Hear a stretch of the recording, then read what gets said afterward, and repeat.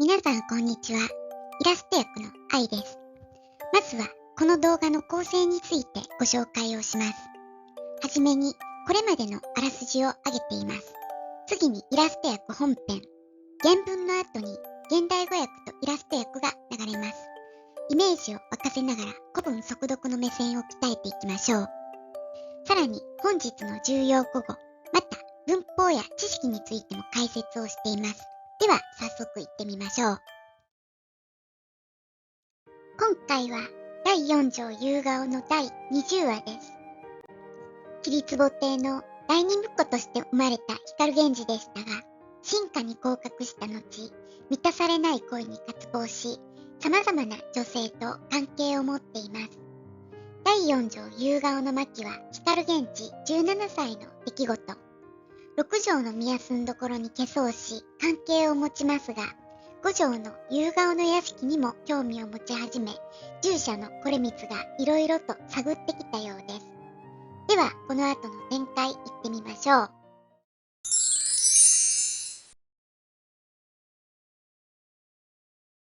確かに、その車をぞ見ます、とのったまいて、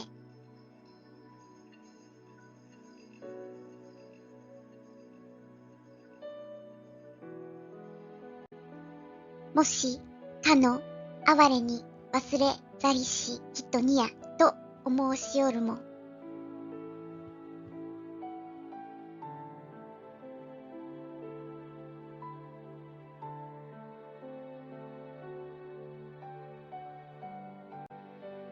いと、白間欲しげなる、御景色を見て、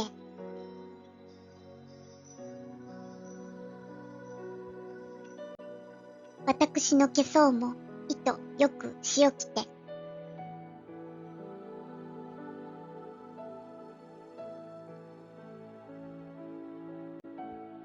穴いも残るところなく、見たまえ置きながら。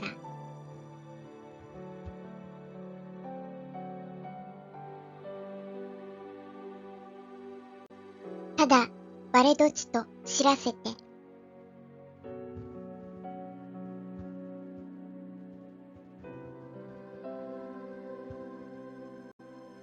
ものなど、言う若きおもっとのハベルを。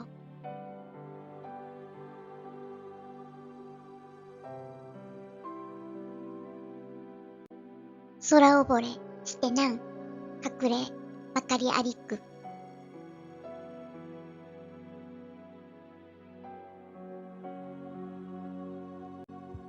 いっとよく隠したりと思いて。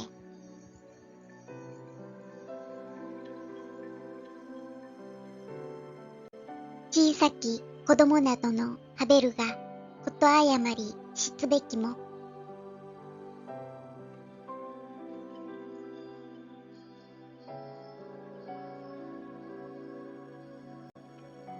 言い紛らわして。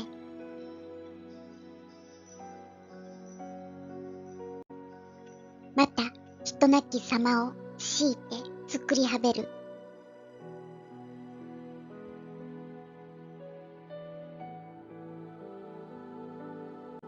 など語りて笑う。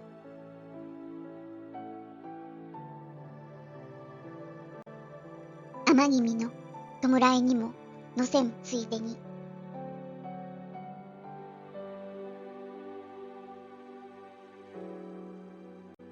垣間見せさせよとのたまいけり。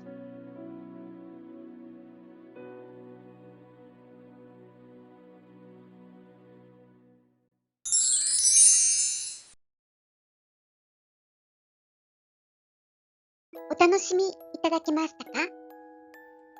単語や文法は頭に入りましたでしょうか？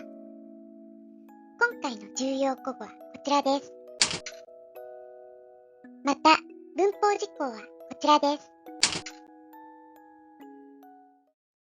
惟光が夕顔の屋敷を覗いた結果報告を聞いて、もしかしたら天代の品定めの時、遠野中将が言ってた常夏の女なんじゃないだろうかと光源氏は推測し、非常に興味をそそられていましたね。従者の惟光は源氏がそんな風に思うのを見越してか、夕顔の屋敷の女房と親しくなって、さらに偵察してきたようです。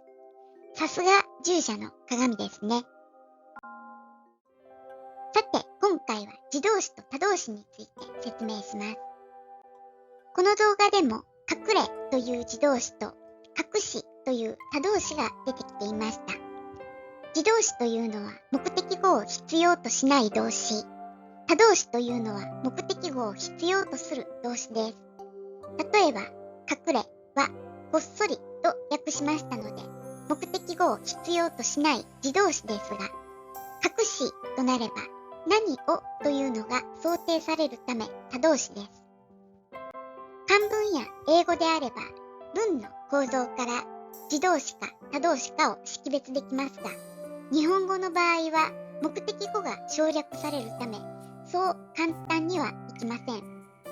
だからこそ日本語の場合、活用というものが大切になってきます。例えば、この隠れの場合、直後にまかりありくという用言が連なっているので連用形。未然、連用がえの段であれば下二段活用ですね。それに対し、隠しは直後に連用形接続のたりがついているので、こちらも連用形。連用形がしになり、隠さず、隠してと想定できるので余談活用です。このように活用の違いが自動詞、他動詞を見分けるポイントにもなるんですよ。他の学習と比較したり、系統づけて理解ができれば、古文の学習もより多くのことが学べると思います。さあ、今回も第4章、夕顔からのイラスト役でした。第1条、桐壺からここまでの再生リストは説明欄のリンクに貼ってあります。よかったら日々の受験勉強のサポートにお使いください。最後までご覧いただきありがとうございました。何かお気づきのことがあればコメントいただけたら嬉しいです。それではまた。